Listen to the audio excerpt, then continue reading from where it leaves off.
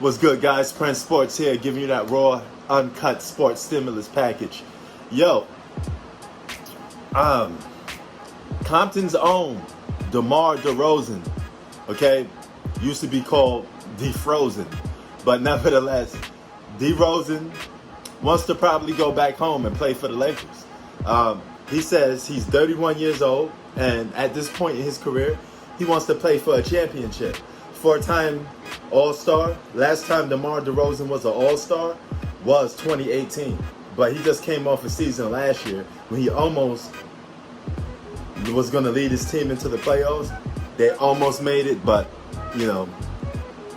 couldn't crack that playoff 8th seed spot. But he was averaging 21.4 points a game. Now, you may look at that and say, hey, you add that with AD and LeBron, that's a super team. But I can't really say that this is a super team because DeMar DeRozan hasn't been an All-Star since 2018. Now, you got to be a legit perennial All-Star to be on a big three that forms a super team. You got to be a continuous All-Star, okay?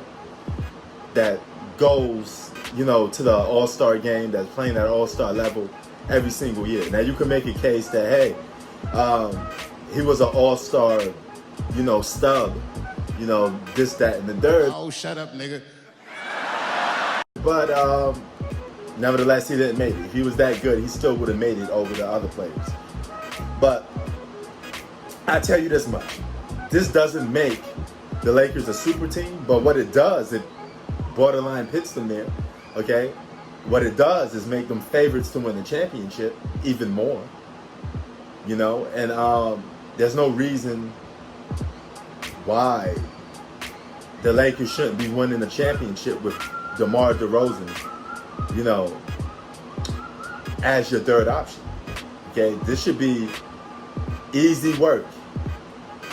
And this should be easy for him to adapt to this Lakers system. He can shoot the mid-range, attack the basket. And he won't have that much pressure to have the ball in his hands.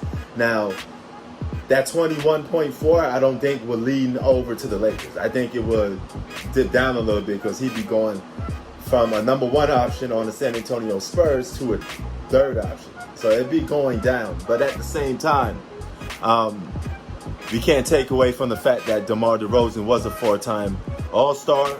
The last time he was 2018, which isn't too far away. This gives the Lakers a lot of depth and makes them title favorites out of the Western Conference, without a doubt.